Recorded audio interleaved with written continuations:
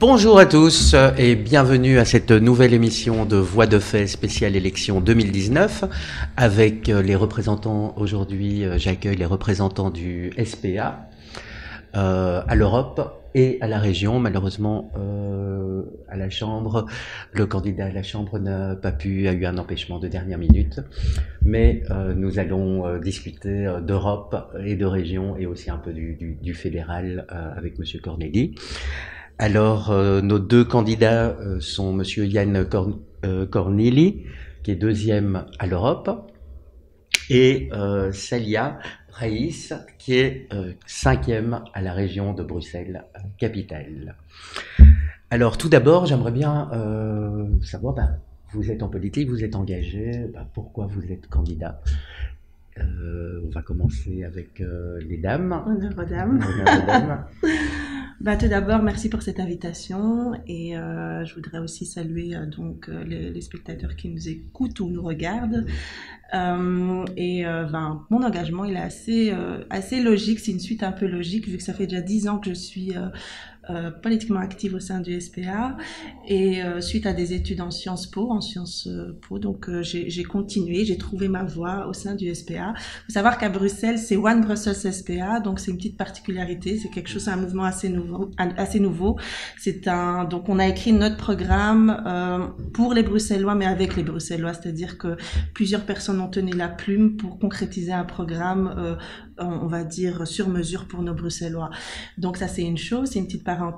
Et mon engagement dure déjà plus de 10 ans. J'ai eu la chance de côtoyer des grandes personnes, notamment Yann Corneli, qui était un de mes employeurs il y a bien longtemps de cela. Et j'ai trouvé ma voie au sein du SPA parce que tout d'abord, ce qui est très important pour moi, c'est que j'ai pu m'identifier à travers ce parti-là, ce qui n'est pas évident avec d'autres couleurs politiques. C'est-à-dire qu'on a su respecter mon identité et qui je suis et les valeurs que j'aimerais prôner dans les années encore à venir. Il faut savoir aussi que je suis aussi conseillère communale à Molenbeek, fraîchement élue. Et félicitations. Merci beaucoup. Et la suite logique, c'était pour moi les régionales et pourquoi pas devenir bientôt parlementaire au sein du Parlement bruxellois. Voilà. On va passer à Monsieur Corneli. Oui, et bonjour à tous aussi.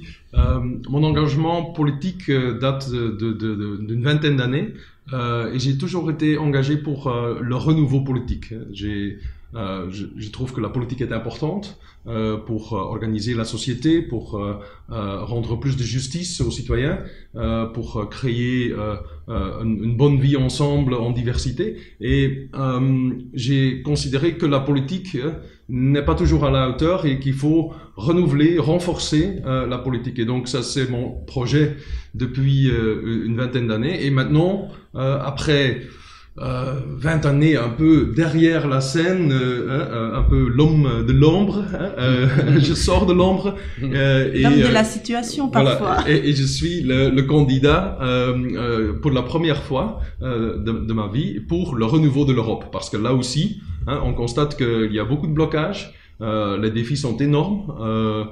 Il s'agit de construire un meilleur futur pour tous les jeunes de l'Europe et on constate que avec la politique actuelle en Europe, ça bloque, ça casse, ça divise et notre engagement et mon engagement personnel, c'est d'essayer de changer ça et de débloquer, de réunir, de faire en sorte que des réformes se font, que ça bouge et qu'on peut créer une Europe plus sociale. Ça, c'est mon engagement. Merci beaucoup. Alors, Sia, vous avez parlé de la co-construction de votre programme avec les citoyens. Est-ce que vous pouvez un peu approfondir oui. ce thème, puisque la participation citoyenne devient, on le voit en France, on le voit dans plusieurs pays, commence à devenir très importante. Tout à fait. Vous pouvez expliquer un peu bien sûr. cette innovation? Tout à fait. Bruxelles aussi, c'est un thème qui est assez important. Il faut savoir qu'au Parlement bruxellois, on a aussi créé des tables de discussion où les citoyens ont leur place au sein du Parlement pour contribuer sur certaines thématiques. L'une des premières thématiques, c'était entre autres la mobilité. Donc, il y a eu un très grand panel citoyen où ils ont pu apporter leur voix à ce niveau-là. Au sein de One Brussels SPA à Bruxelles, on a un peu suivi la même logique. en donnant la parole aux citoyens pour pouvoir nous guider ou coécrire avec nous notre programme. C'était vachement intéressant parce qu'on a eu plusieurs tables de discussion, des rencontres, donc il y a milliers de Bruxellois qui ont coécrit notre programme. Et après, il faut aussi dire que le SPA avait déjà aussi un programme. C'est pas comme si on avait réinventé l'eau chaude, heureusement pour nous. Mais on a su avancer et intégrer des points très intéressants et d'actualité. Et comment se sont passées les consultations? Est-ce que vous avez fait que des rencontres avec des citoyens ou il y avait aussi une plateforme? C'était ouvert à tout le monde en fait, à tout public. Tout le monde pouvait s'inscrire. C'était vraiment donc, tout public. Via une plateforme internet. Plateforme, etc. Oui, notamment via Facebook, les réseaux, etc. Beaucoup avec les réseaux sociaux. Mais tout le monde était le bienvenu d'apporter son pierre à l'édifice pour pouvoir coécrire ce programme. Donc, c'est une chose pour laquelle je suis très très fière parce qu'on reproche souvent en politique de proposer des choses sans se concerter avec les citoyens. Mais là, ça a été fait avec les citoyens. C'est pour ça que j'ai dit un programme avec et pour les citoyens. D'accord. Bah, vous avez abordé un premier sujet important pour Bruxelles et aussi au niveau européen, qui est la fameuse mobilité, qui va être liée aussi évidemment à l'environnement, au changement climatique. Donc la mobilité à Bruxelles sur cette législature a été quand même assez catastrophique. On se rappelle des tunnels, du piétonnier. Bon, il y a eu évidemment les problèmes de lockout, etc. Mais on peut pas dire que les Bruxellois sont plus satisfaits, enfin ça vous peut contredire évidemment, sont plus satisfaits au niveau mobilité depuis la dernière législature. Donc est-ce que vous pouvez justement, vous avez consulté les citoyens, quelles sont les propositions phares pour corriger un peu le tir? Donc c'est vrai qu'on a souvent entendu que c'était une catastrophe à Bruxelles, la mobilité était une catastrophe à Bruxelles. On a eu un ministre compétent qui était justement de notre formation politique qui a essayé de pallier ces problèmes-là en proposant des mesures concrètes. Il faut savoir que vous avez mentionné les tunnels, mais concrètement, est-ce que ma question est, fallait-il laisser ces tunnels à l'état où ils étaient ou bien il fallait trouver des solutions concrètes? Donc si on devait les laisser dans les états où ils étaient, c'était un état catastrophique. Il y avait eu un rapport déjà en 2013. Tout à fait, qui avait été malheureusement mis de côté ou je vais pas faire un procès d'attention, mais il a été clairement mis de côté ou oublié ou je ne sais quoi, mais il fallait prendre des mesures concrètes. Ce ministre-là, mon ministre, a pris sa responsabilité en disant nous allons œuvrer pour le bien-être des Bruxellois. Donc, il va falloir agir. C'est vrai que ça a engendré des mécontentements. C'était pas facile de voir certains tunnels bloqués, etc. Mais il faut savoir aussi qu'à Bruxelles, on n'a pas qu'un ministre de la mobilité, on a aussi 19 échevins qui sont compétents pour la mobilité. Et croyez-moi, devoir se concerter avec 19 échevins de différentes couleurs politiques et de trouver un accord ensemble, c'est pas facile. Donc là, on en vient avec un autre point qui fait partie de notre programme et qui est assez atypique des autres, c'est le fait qu'on voudrait tout centraliser. C'est pas possible que au jour d'aujourd'hui à Bruxelles, on se retrouve avec tant d'échevins, tant de bourgmestres et qu'on doit en fait réglementer certaines choses dans une aussi petite région que la nôtre. Ça va pas, on n'arrive pas à produire ou à créer des politiques cohérentes. Donc là, il va falloir évoluer, il va falloir changer et il va falloir reconstruire un système plus cohérent. On pourrait à l'avenir éviter des problèmes comme on a eu aujourd'hui au sein de la mobilité, vu qu'avec des concertations plus logiques et plus cohérentes, on éviterait ce chaos à ce niveau-là. Pas que pour la mobilité, il faut savoir qu'il y a d'autres points qui ont un peu le même problème. Parlons des CPAS, par exemple. Un habitant qui habite Molenbeek et qui voudrait déménager, qui est au sein du CPAS, qui bénéficie des services du CPAS. Il faut savoir que les données ne sont pas centralisées, c'est-à-dire qu'il va devoir se réinscrire dans une autre commune et reprendre son dossier à zéro. C'est pas normal. C'est pas normal du tout. Alors justement, on touche, et là, je pense que M. Corneli peut aussi intervenir, parce qu'on touche un peu à une problématique belge, nationale même, ce qui est depuis la 6e réforme de l'État. Il y a beaucoup de gens aux différents niveaux, beaucoup de politiques, beaucoup de décideurs qui se plaignent justement de ce manque de coordination entre les différentes politiques. On a vu le ministre de l'Eau faire la même chose. Quelles sont pour vous un peu cette réorganisation pour gagner de l'efficience? Si ça se fait, moi j'ai négocié la 6e réforme d'État et depuis, il y a quand même 2 choses qui ont changé et c'est très important de les garder en vue. Le premier, c'est que Bruxelles a été refinancé et on le sent. On voit que il y a de l'argent pour investir dans la sécurité, dans l'enseignement, dans la mobilité. Hein. On vient de parler de mobilité, le fait qu'on peut investir dans le tram, dans le transport public, dans les tunnels, dans les pistes cyclables, et moi je suis un grand cycliste à Bruxelles, c'est grâce à cette 6e réforme d'État qui a financé Bruxelles à l'auteur qu'il faut. Et ça, c'est très important, parce que sans ça, je pense que la situation à Bruxelles aurait été beaucoup pire. Donc ça, c'est une chose. Deuxième chose, la complexité. Je l'entends de tout le monde. Dans chaque débat, on dit les entrepreneurs, les syndicats, les associations, ils disent « Oh, c'est devenu complexe ». Ben, je pense d'abord, c'était déjà complexe.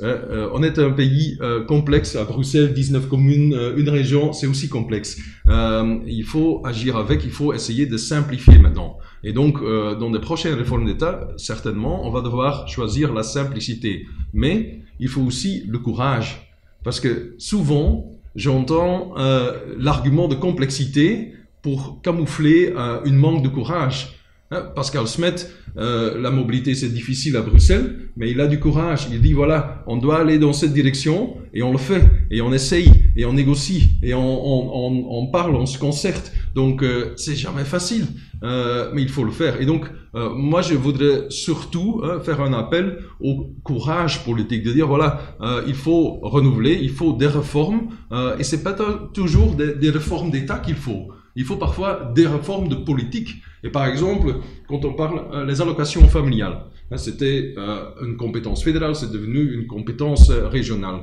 Justement pour permettre à chaque région de se faire une stratégie contre la pauvreté d'enfance. Parce que les allocations familiales, finalement, c'est l'instrument principal contre la pauvreté d'enfance. Et donc, qu'est-ce qu'on a constaté? La Flandre a fait une réforme qui n'a pas beaucoup d'effet contre la pauvreté d'enfance en Flandre. Pourtant, même dans une région riche comme la Flandre, il y a beaucoup de pauvreté d'enfance. La Wallonie n'a même pas fait de réflexion. Elle a dit, on fait exactement la même chose que la Flandre. Pourquoi? Est-ce que la situation est la même? Ben non. Ce n'est qu'à Bruxelles qu'on a essayé, contre de l'opposition de certains partis, on a essayé de faire une réforme à la taille de la région. Et je pense que ça va pas suffisamment loin, mais Bruxelles a quand même mis l'accent un peu plus vers la pauvreté qui est à Bruxelles quand même un défi énorme. Et donc, elle a utilisé la compétence pour faire mieux pour les Bruxellois. C'est exactement ça qu'il faut. Et donc, qu'est-ce que ça a fallu? Ça a fallu du courage. Ça a fallu du courage et je pense que si on avait pu aller plus loin, nous, on aurait fait encore plus contre la pauvreté d'enfance et utiliser cet instrument. Donc, ça ne finit pas avec les structures, les institutions. Il faut des mesures, il faut une politique, il faut une stratégie qui bute directement sur les problèmes qu'on a dans la société. Et pas se cacher derrière les structures, les institutions et dire, voilà, une réforme d'État va résoudre tout pour nous. Non. Non, ça ne va pas résoudre tout. Il faut des politiques courageuses. Donc, si demain vous êtes aux commandes, ou dans une coalition évidemment, mais vous êtes en position de gouverner, quelles vont être vos mesures justement pour redonner un peu de ce courage entre les entités? Parce que votre collègue se plaignait, il y a 19 échevins de la mobilité, il y a aussi au niveau de la police, à tous les niveaux, il y a 19 communes qui doivent aussi un peu garder leur caractère, parce que Molenbeek est différent de Uccle par exemple.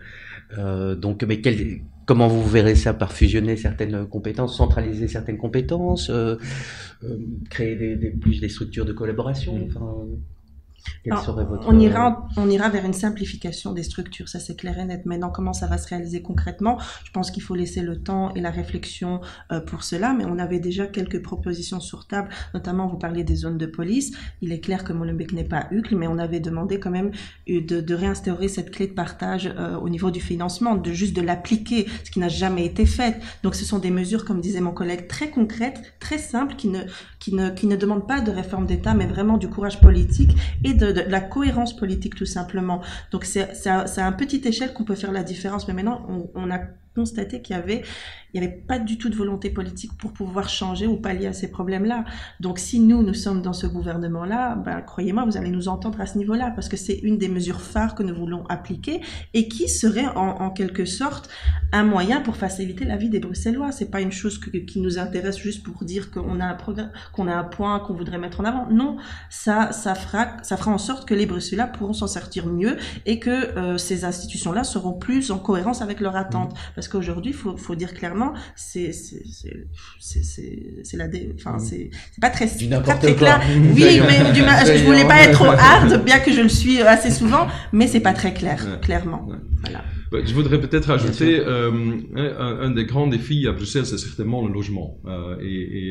Notre député et vice-président du Parlement, Fouad Haïdar, a beaucoup travaillé sur ce sujet et il y a beaucoup à faire. Parce que le logement à Bruxelles, les prix sont élevés, le loyer est élevé, la qualité ne suit pas toujours, il y a un manque, une pénurie de logement social, et là il faut vraiment investir, il faut investir beaucoup, il faut bâtir. Je dis toujours parce que le logement c'est complexe, c'est un marché complexe, il y a beaucoup, la politique est difficile, mais finalement qu'est-ce qu'il faut? Il faut bâtir des unités abordables pour les gens, dans les différents quartiers. Il faut faire en sorte que ça crée une cohésion sociale.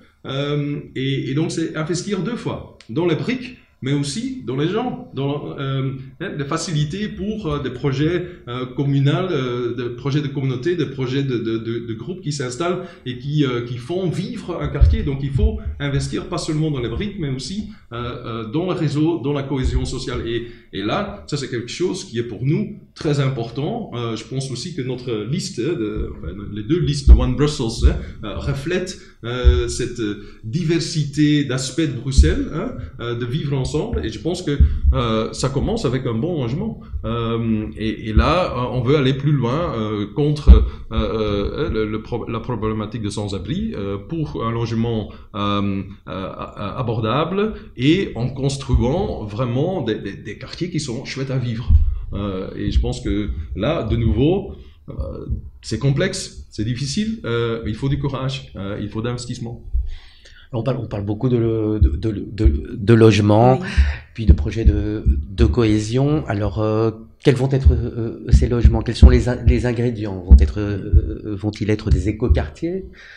Donc en utilisant des matériaux renouvelables, vraiment la pointe au niveau de tout ce qui est déchets et tout ça, en s'inspirant peut-être de villes comme Vienne, même les banlieues parisiennes et tout ça qui sont... Ça c'est déjà la règle, on commence déjà à suivre cette voie-là, mais je voulais quand même me greffer à ce que disait mon collègue au niveau du logement. Faut savoir qu'aujourd'hui, c'est peut-être choquant ce que je veux dire, mais ce sont les mots de la ministre actuelle, il n'y a pas un problème d'argent à Bruxelles en matière de logement. C'est-à-dire que les moyens, ils sont. C'est juste une mauvaise volonté politique ou bien une incapacité de trouver un accord politique pour pouvoir avancer et pouvoir créer du logement. Il faut savoir qu'à Bruxelles, il y a une inégalité au niveau du nombre de logements sociaux, donc du parc public social au sein de certaines communes. Donc on a asphyxié certaines communes comme ici, Molenbeek, etc., avec des logements sociaux, mais comme on voit ailleurs dans certaines communes comme Uccle pour la cité, où les logements sociaux se font très rares. Donc il faudrait commencer par cette cohérence-là. C'est pas normal que dans certaines communes à Bruxelles, il y a très peu de logements sociaux parce que il y a une certaine méfiance, il y a une volonté aussi politique qui ne désire pas avoir une certaine catégorie de personnes sur son territoire. Nous sommes à Bruxelles, une ville cosmopolite. Au jour d'aujourd'hui, une des principaux, pour moi, la solidarité, à tout niveau, c'est ce qui devrait primer à Bruxelles. Donc on devrait régler déjà ce problème-là qui est, encore une fois, très simple, en le disant, mais qui ne nécessite pas de réformes extraordinaires. Et comme l'a dit mon collègue, les budgets sont là, les moyens sont là, les réformes ont été faites. Qu'est-ce qui a calé la législature précédente, puisque c'était une majorité progressiste? Tout à fait. Et tout le monde, on a eu reçu les socialistes hier qui nous ont aussi dit le logement c'est important et tout ça. Il y a eu 4 ans. Mais il y a des choses qui se sont passées. On ne va pas négliger le travail. Non, mais justement, comment connecter le bilan actuel avec le futur? Oui, il y a des choses qui se sont faites et ce que je veux revenir à mon collègue Fouad Haïdar qui a toujours salué le travail qui a été fait, mais toujours avec cette point d'interrogation, on peut aller plus loin, on peut toujours aller plus loin. Il y a l'allocation loyer qui va voir le jour bientôt. C'est quoi l'allocation loyer? C'est une prime qui va être octroyée aux personnes qui attendent un logement social depuis X années et qui donc, c'est de la responsabilité en quelque sorte de la région de faire en sorte que ces personnes puissent se loger dignement en leur octroyant une certaine somme pour pouvoir pallier à la différence entre le logement qu'ils auraient eu droit en tant que logement social et dans le privé. Il faut savoir que les prix au privé sont très élevés, donc c'est pour ça qu'on octroie cette prime-là. C'est quelque chose d'innovant parce que sous l'ancienne législature, c'était un échec total. Aujourd'hui, on a réformé tout ça, on a travaillé très dur pour trouver un accord. On a trouvé cet accord-là, il va rentrer bientôt en vigueur. Ça, c'est une chose, c'est une victoire. On a mis certaines structures en place, notamment pour lutter contre la discrimination lorsque des Bruxellois veulent louer un appartement tant au sein du privé qu'au sein du social. On a mis quelques mesures, des tests de pratique, etc. en place.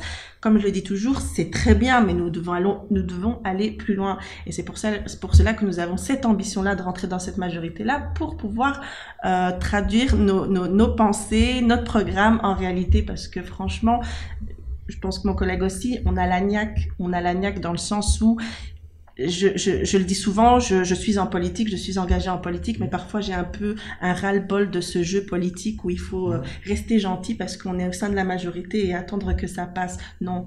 Les Bruxellois méritent mieux. Ils n'ont pas à comprendre ni rentrer dans les jeux petits politiques que nous jouons parfois parce qu'on doit trouver un accord qui va dans l'intérêt plus de nos partis politiques que du bien-être des Bruxellois. Donc, le courage politique, encore une fois, je crois que ça va être notre marque d'aujourd'hui. C'est ce qu'il faut se munir aujourd'hui. Vous avez parlé de projets, donc de qualité de vie. Mis à part les logements, vous avez parlé de qualité de vie. Alors, vous êtes un parti néerlandophone, donc la Flandre est réputée pour tout ce qui est innovation, quand on voit des villes comme Gand, Anvers, etc.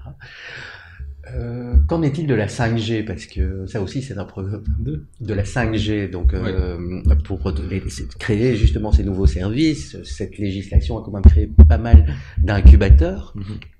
Avec des nouvelles technologies et surtout l'internet des choses et tout ça, qui sont des enablers pour des nouveaux services et pour peut-être avoir une qualité de vie comme on a à Gand par exemple.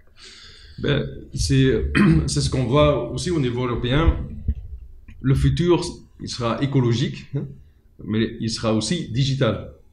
Et là, à Bruxelles, on arrive à contreposer ces deux, l'écologique et le digital. Et c'est pas nécessaire. Je pense qu'on peut vraiment aller au-delà de ça si on se base sur les faits de 5G, sur ce qu'on a de recherche, sur ce qu'on voit dans des autres villes, et constater que voilà, il est possible d'avoir un réseau 5G, d'avoir toutes les possibilités digitales qui vont avec.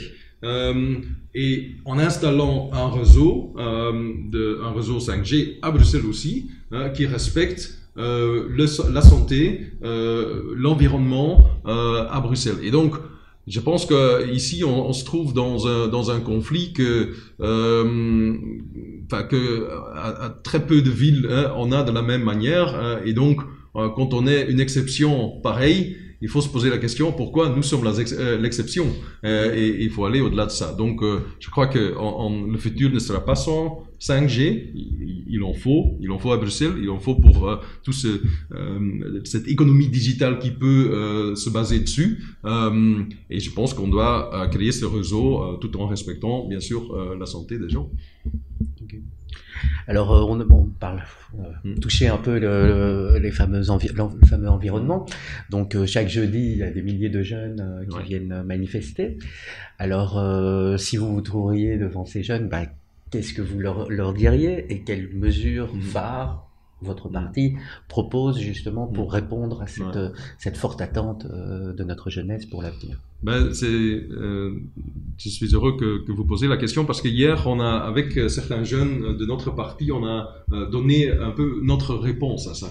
Parce que c'est magnifique ce que ces jeunes ont fait et comment ils ont fait appel à la responsabilité, au courage des hommes politiques. Ils l'ont fait ici à Bruxelles, ils l'ont fait dans le Parlement européen, ils ont fait à la Commission devant le président Macron.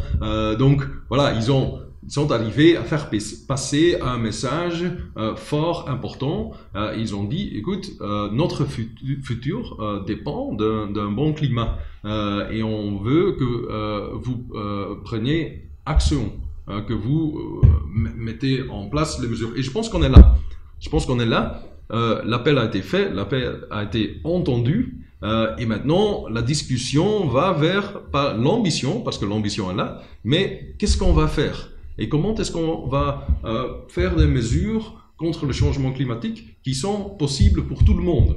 Que ce n'est pas seulement quelque chose que ceux qui sont aisés, qui ont beaucoup d'argent pour acheter une voiture électrique et une maison passive peuvent le faire, hein, mais que pour tout le monde peut contribuer à cette lutte contre le changement climatique. Et donc hier, on a proposé différentes mesures très concrètes, par exemple, isolation des maisons. Ça reste un grand défi en Belgique, on a beaucoup de maisons qui sont relativement vieilles, hein, il faut rénover, isoler ces maisons parce que c'est bien pour le porte-monnaie, hein, et c'est bien pour le climat. Hein. On épargne de l'argent que sinon on donne aux électriciens et au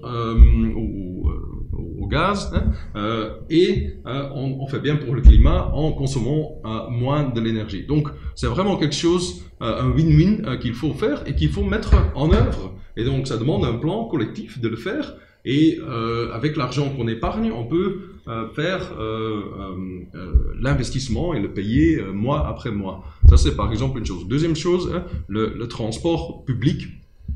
C'est clair, hein, on a parlé de mobilité, il faut plus d'investissement dans cela. Et troisièmement, le plastique.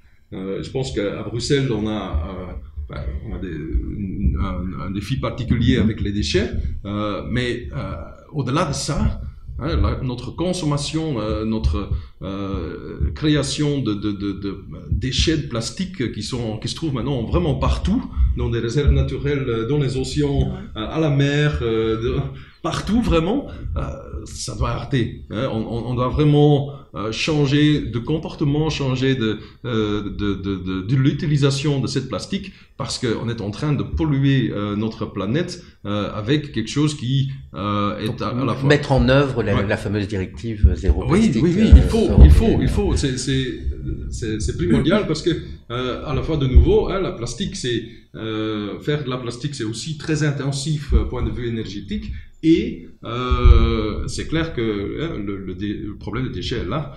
Et vraiment, je pense que tout le monde s'énerve en voyant des animaux, des gens qui vivent avec tous ces plastiques autour. Il faut que ça s'arrête.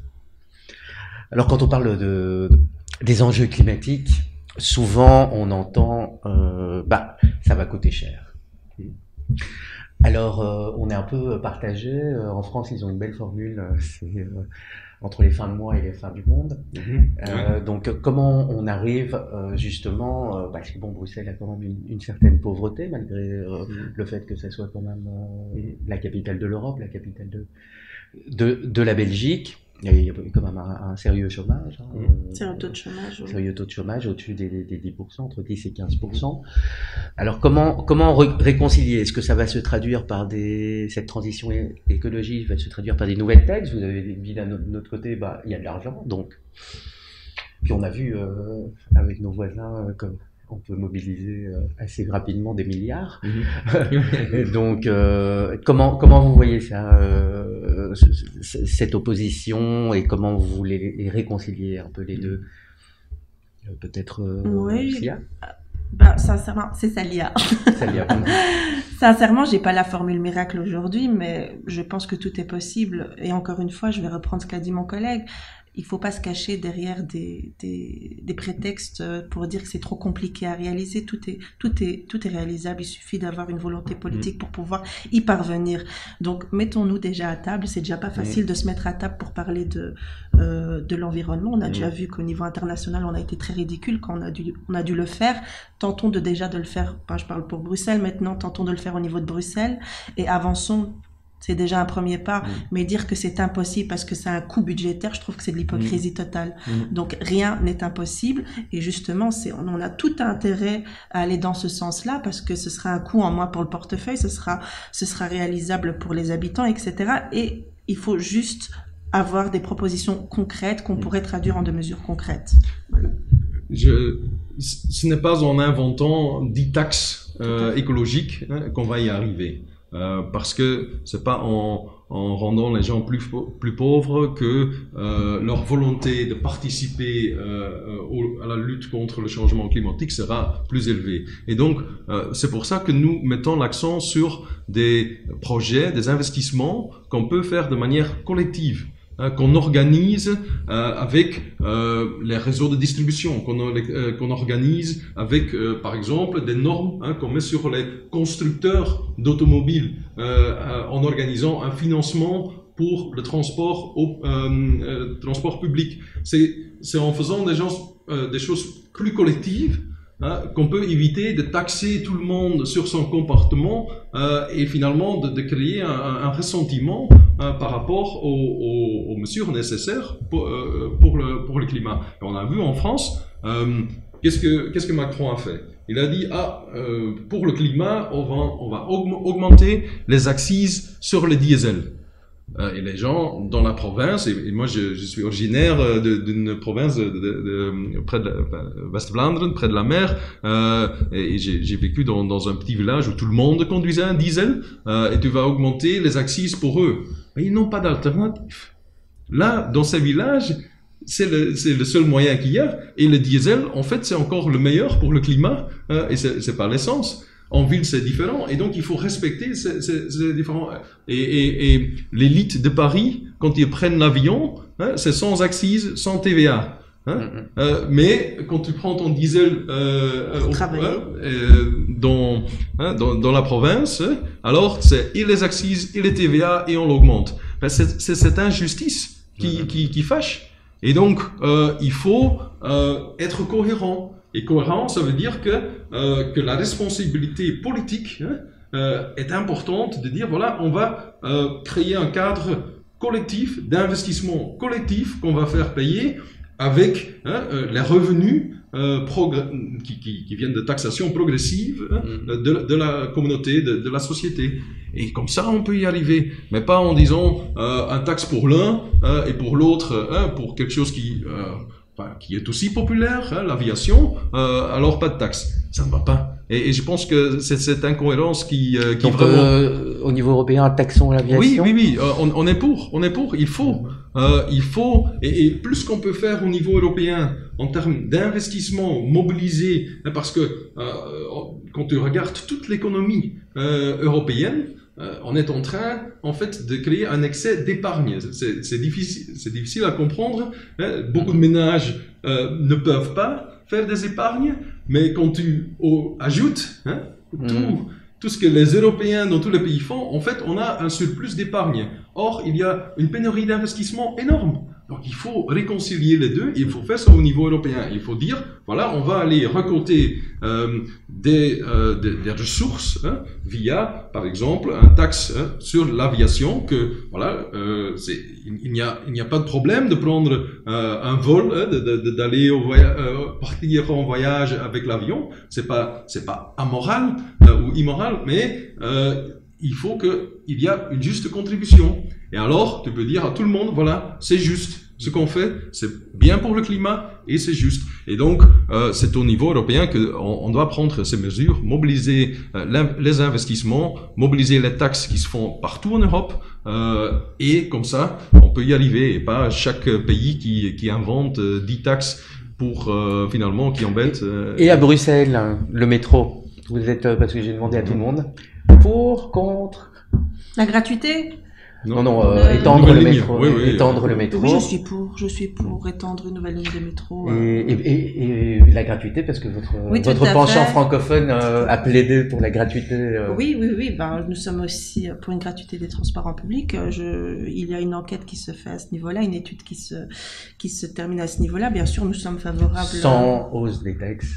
pour les Bruxellois. Bien sûr, tout à fait. Encore heureux qu'on ne veut pas de taxes à ce niveau-là, vu qu'on voudrait promouvoir plus l'utilisation des transports en public, mais pour cela, il faut faire en sorte que ce soit top de la qualité et aussi que ce soit accessible à tout le monde. Donc, faire en sorte d'élargir les lignes de métro et de tram si nécessaire. Avant de passer à la dernière partie de notre émission, parce que le temps s'écoule, juste une dernière question sur l'Europe. Comment relancer l'Europe? Parce que l'Europe est bloquée pour le moment. On voit d'un côté la France avec des propositions, d'un côté l'Allemagne qui freine, avec ses pays alliés, la Belgique est pour le moment dans le camp Macron, plus le camp français. Donc comment vous voyez cette relance de l'Europe? Quelles seraient vraiment les priorités? Parce que vous avez évoqué que vous aviez discuté la 6e réforme de l'État, et bon, la Belgique c'est un peu le miroir de l'Europe en termes d'institutions et complexité. Donc, quels sont demain vous êtes parlementaire, quels vont être les points? Les défis sont énormes. Hein. Il y a l'environnement, le climat. Il y a la zone euro et la gestion et l'impact social de l'austérité et des réformes qui sont imposées. Il y a la migration, il y a la fiscalité internationale, le fait qu'on n'arrive pas à taxer ces grandes multinationales américaines qui font beaucoup de profits ici, mais qui s'enfuient avec leurs taxes. Donc les défis sont énormes et je pense que les Européens sont prêts pour des grands pas. Et là, malheureusement, je salue ce que le président Macron a voulu proposer. Hein. Il a au moins eu le courage de mettre ses cartes sur table, de dire voilà, il faut des grandes réformes, j'ai fait des propositions et tout ça, et malheureusement il s'est retrouvé un peu de la même manière que son prédécesseur Hollande, hein, il est en train de se faire hollandiser par Merkel, hein. C'est le 4e président français qui passe par Merkel et qui a finalement une sorte de nein poli contre les réformes. Et je pense que ça doit s'arrêter. Il faut maintenant que tout le monde sorte de son zone de confort, aussi les Allemands, et qu'on passe et qu'on discute. Peut-être que certaines de ces réformes de Macron ne sont pas les bonnes ou peut-être qu'il faut des autres, mais alors qu'ils mettent sur table aussi leurs propositions. Parce que ici, on a un front qui dit non. Un peu comme on a eu dans la réforme d'État, il y a un front qui dit non. et il faut passer au-delà. Parce que ça ne va plus. Les jeunes, certainement les jeunes d'Europe, ils ont droit à un futur. Le futur se fait maintenant. Et donc, il faut se préparer pour ce futur. Donc, je pense qu'il y aura, et au niveau des chefs d'État et premiers ministres, et au niveau du Parlement européen, on devra travailler ensemble pour dire, ok, cette taxation, on la règle. Fini un veto d'un petit pays comme le Malte ou un autre qui dit ah non, je veux rester un paradis fiscal. Non, on est membre de l'Union européenne, on assume. On prend sa responsabilité pour tout le monde. Même chose pour le climat, même chose en termes de migration, où certains pays refusent toute responsabilité et d'autres compensent pour eux. Ça ne va plus. Il faut finalement, quand tu regardes à travers de tout ça, il faut plus de solidarité. Il faut pouvoir compter l'un sur l'autre et dire voilà. Et je sais que c'est difficile en Europe parce que beaucoup de choses se sont passées, on a beaucoup d'histoires. Mais je pense qu'on a encore beaucoup plus de futur. Et pour le futur, il faut passer au-delà. Comme vous avez parlé de solidarité, on va conclure. Ici, on est donc la TV de Bruxelles, de Belgique, du vivre ensemble. Qu'est-ce que pour vous le vivre ensemble et comment le remettre ensemble, en fait, remettre un peu tous ces différentes parties ensemble, tout d'abord à la région et puis à l'Europe, parce que l'Europe souffre du mal vivre ensemble depuis un petit temps déjà. À Bruxelles, le vivre ensemble, c'est un terme qu'on utilise assez souvent pour tout et pour rien, mais le vivre ensemble, c'est véritablement le respect de chacun, c'est vivre pas l'un à côté de l'autre, mais avec les autres. C'est partager, c'est respecter les valeurs, c'est la tolérance. Et je dis souvent, le vivre ensemble, la région, enfin les institutions régionales, les politiciens ont un rôle primordial, c'est-à-dire que nous sommes en quelque sorte des donneurs de leçons. Et quand je parle souvent de vivre ensemble, j'ai souvent le terme inclusion et exclusion qui me viennent à l'esprit, parce qu'au jour d'aujourd'hui, à Bruxelles, on voit qu'une grosse partie de la population est exclue d'un grand nombre d'institutions ou de domaines, etc. Donc la région se doit de donner l'exemple, notamment en commençant à faire en sorte de ne plus exclure certaines personnes qui font partie de notre site Belleville. Donc en commençant à mettre en application ces beaux discours. Vous avez parlé là tout à l'heure du taux de chômage à Bruxelles. Il y en a certaines qui osent prétendre qu'il a diminué, mais quand on décortique les chiffres, faut être réaliste, il n'a pas diminué. Il y a juste on a perdu certaines personnes du radar. Il y a des personnes qui se sont recyclées au sein du CPAS. Donc dire que le chômage a baissé à Bruxelles, c'est vraiment aller de main forte. Donc arrêtons les discours c'est un peu une dissonante avec votre parti francophone. Oui, oui, parce que la personne était juste là, elle a dit que justement que ça avait un peu diminué, qu'on était sur la bonne voie. Écoutez, on n'a pas la même manière de voir. Non, mais c'est bien, c'est ça le débat démocratique. Monsieur Cornélie, pour votre conclusion. Ça ont été des années dures pour les jeunes surtout. Et en effet, le chômage des jeunes en Europe, ça a explosé pendant la crise. C'était très dur. Et pourtant, en fait, c'est aussi mon point d'espoir. Quand je regarde les jeunes Européens, les jeunes aussi à Bruxelles, je vois que il y a beaucoup de futur là. Parce que les jeunes, ce sont des Européens spontanés. Ils n'ont jamais connu autre chose. On est des Européens. On est des Belges. Ce sont aussi des gens qui vivent en diversité de manière spontanée.